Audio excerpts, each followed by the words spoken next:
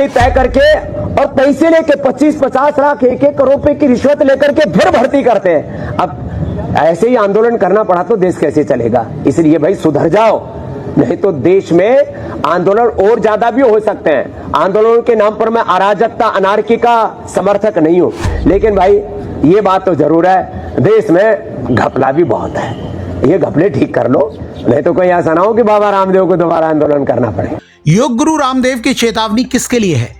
80वें स्वतंत्रता दिवस के मौके पर हरिद्वार से आया योग गुरु का बयान कोई आम बयान नहीं है। इसने तीखी बहस छेड़ दी है। रामदेव ने गंभीर आरोप लगाए हैं कि रिश्वतखोरी, जातिवाद और सिफारिश का बोलबाला है। लेकिन सबसे बड़ा सवाल यह है कि रामदेव, जिन्हें केंद्र और कई राज्यों में सरकार चला रही बीजेपी का सबसे बड़ा समर्थक माना जाता है, वो आखिर किसे सुधरने की हिदायत दे रहे हैं? क्या सत्ताधारी दल से उनका मोह भंग हो रहा है? क्या रामदेव का सियासी सुर और मूड अब बदलने लगा है? क्या यह चेतावनी किसी नए सियासी समीकरण का संकेत है या फिर किसी भावी रणनीति का हिस्सा है, या ये सिर्फ मौजूदा माहौल के मुताबिक बात करके चर्चा में बने रहने का तरीका है? हर सवाल की इस वीडियो में पड़ताल होगी।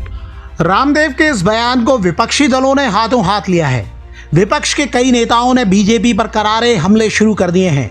हिमाचल प्रदेश के मुख्यमंत्री सुखविंदर सिंह सुक्खू ने कहा, अगर बीजेपी के सबसे वफादार समर्थक माने जाने वाले बाबा रामदेव को भी ये कहना पड़ रहा है तो साफ है कि देश में हालात बेहद बिगड़ चुके हैं। रामदेव को अब देर नहीं करनी चाहिए और तुरंत आंदोलन शुरू कर देना चाहिए। सुक्खू ने बीजेपी शासित राज्यों में पुलिस भर्ती और कर्मचारी चयन आयोग के पेपर लीक मामलों को याद दिलाते हुए दावा किया कि उनकी सरकार ने ऐसे आरोपियों को सलाखों के पीछे भेजा है। तो क्या रामदेव के बयान ने विपक्ष को एक ऐसा हथियार दे दिया है जिससे वो बीजेपी को कटघरे में खड़ा कर सके? अब आते हैं असल सवाल पर। क्या रामदेव के आंदोलन करने की चेतावनी में कोई गंभीरता है? कई लोग योग गुरु रामदेव का पुराना इतिहास और उनके आंदोलनकारी बनने की महत्वाकांक्षा की याद दिला रहे हैं। ऐसे लोगों का दावा है कि जो लोग रामदेव को सिर्फ एक योग गुरु या कारोबारी समझते हैं, उन्हें इतिहास के पन्ने पलटने होंगे। साल 2010 में रामदेव ने भारत स्वाभिमान आंदोलन की नींव रखी थी और राजनीतिक पार्टी बनाने का संकेत दिया था।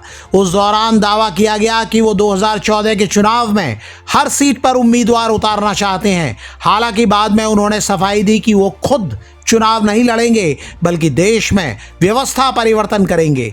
2009 से 2011 तक तत्कालीन यूपीए 2 सरकार के दौरान रामदेव ने काले धन और भ्रष्टाचार के खिलाफ आंदोलन चलाया या ऐसी मुहिम के समर्थक रहे।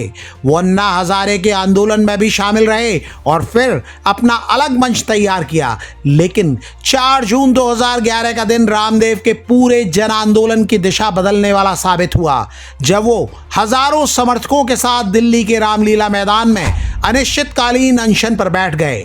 4 जून 2011 की आधी रात को रामलीला मैदान में जो हुआ उसने भारतीय राजनीति का एक नया अध्याय लिखा। दिल्ली पुलिस ने देर रात पूरे मैदान को घेर लिया और रामदेव के समर्थकों पर लाठीचार्ज किया, आंसू गैस का इस्तेमाल भी किया। रिपोर्टों के मुताबिक तब जमकर भगदड़ मची, कई लोग घायल हुए और इलाज के दौरान राजबाला नाम की एक महिला की मौत हो गई। लेकिन इस घटनाक्रम में सबसे बड़ा मोड़ तब आया जब पुलिस से बचने के लिए योग गुरु रामदेव महिलाओं के सलवार कमीज पहनकर और दुपट्टे से अपनी दाढ़ी छिपाकर रामलीला मैदान से भाग निकले। बाद में पुलिस ने उन्हें दिल्ली के रंजीत सिंह फ्लाईओवर से पकड़ा। मीडिया रिपोर्ट्स और तस्वीरों में सलवार सूट पहनकर रोते रामदेव की जो तस्वीरें सामने आई, उसने उनकी आंदोलनकारी छवि पर ऐसा गहरा दाग लगाया जिसकी बात आज तक होती है। दिल्ली पुलिस ने बाद में सुप्रीम कोर्ट ने हलफनामा देकर कहा कि अनुमति केवल 5000 लोगों की थी और वहां 20,000 लोग जुट गए थे। जानकार दावा करते हैं कि रामलीला मैदान के झटके के बाद रामदेव का पूरा रुख बदल गया। वो समझ चुके थे कि अकेले दम पर राजनीति करना आसान नहीं है। इसके बाद वो पूरी तरह से भारतीय जनता पार्टी और नरेंद्र मोदी के पक्ष में खड़े हो गए। 2012 से 2014 के बीच रामदेव ने यूपीए सरकार के खिलाफ देश भर में माहौल बनाने की कोशिश की और 2014 के आम चुनाव में बीजेपी के लिए प्रचार किया।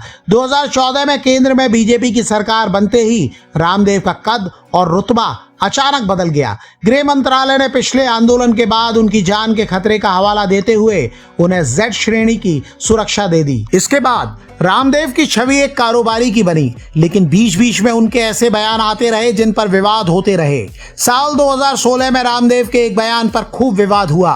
तब रामदेव ने कहा था, कोई आदमी टोपी पहनकर खड़ा हो जाता है, बोलता है कि मैं भारत माता की जय नहीं बोलूंगा चाहे मेरी गर्दन काट लो। अरे इस देश में कानून है, वरना तेरी एक की क्या, हम तो लाखों की गर्दन काट सकते हैं, लेकिन हम इस देश के कानून का सम्मान करते हैं। समाजवादी पार्टी के नेता आजम खान ने तब रामदेव पर पलटवार किया था।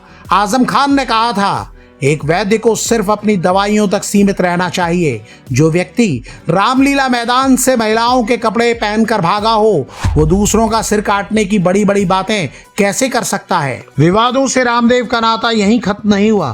साल 2022 में महाराष्ट्र के ठाणे में आयोजित एक योग कार्यक्रम के दौरान रामदेव ने महिलाओं के पहनावे को लेकर एक टिप्पणी की, जिसे हर किसी ने बेहद आपत्तिजनक माना। तब मंच पर देवेंद्र फडणवीस की पत्नी अमृता फडणवीस भी मौजूद थीं।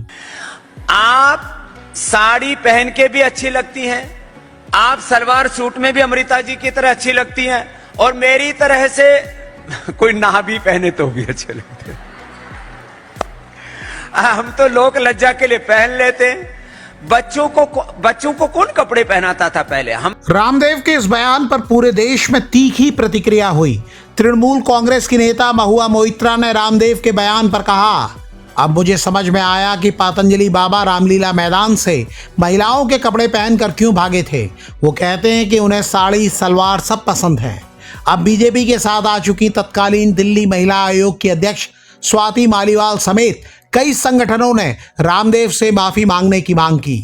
जानकार एक सवाल और पूछ रहे हैं। वो कहते हैं कि आज रामदेव हजारों करोड़ के कारोबारी साम्राज्य का चेहरा हैं। ऐसे में क्या उनके लिए आंदोलन करना मुमकिन है? विश्लेषकों की राय है कि 2011 के रामदेव और आज के रामदेव में जमीन आसमान का अंतर है। 1995 में दिव्य फार्मेसी से शुरू हुआ सफर 2006 में पतंजलि आयुर्वेद के रूप में खड़ा हुआ। कई मीडिया रिपोर्टों में दावा किया गया है कि पतंजलि का टर्नओवर हजारों करोड़ रुपए में पहुंच चुका है और रामदेव के सहयोगी आचार्य बालकृष्ण के पास कंपनी के काफी शेयर हैं, जिससे वो देश के टॉप अमीरों की सूची में शामिल हैं। इस बड़े कमर्शियल साम्राज्य को बनाए रखना आज उनकी सबसे बड़ी चुनौती है। आर्थिक और राजनीतिक जानकारों की राय है, जब आपका साम्राज्य हजारों करोड़ का हो, शेयर बाजार और एफएमसीजी सेक्टर में आपकी कंपनियां लिस्टेड हो, तो आपके व्यावसायिक हित सीधे तौर पर सरकार, उसकी नीतियों, टैक्स एजेंसियों और नियामकों से बंधे होते हैं। ऐसे में किसी भी सरकार के खिलाफ सड़क पर उतरकर आंदोलन छेड़ना अपने ही हजारों करोड़ के बिजनेस साम्राज्य को दांव पर लगाने जैसा हो सकता है। हाल में एक इंटरव्यू में रामदेव ने कहा था कि 2009 से 2013 के बीच उनके आंदोलन का मकसद सिर्फ सत्ता बदलना नहीं बल्कि व्यवस्था परिवर्तन था, जो अभी पूरा नहीं हुआ है। तो फिर स्वतंत्रता दिवस पर सरकारी नौकरियों में घोटाले का आरोप लगाकर दोबारा आंदोलन की चेतावनी देने के पीछे रामदेव का असली एजेंडा क्या है?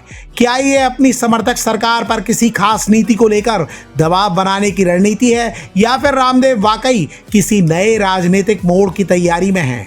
बहुतों को लगता है कि रामदेव मौजूदा लहर पर सवार होने की कोशिश में हैं। आपको क्या लगता है? कमेंट करके हमें बताइएगा जरूर।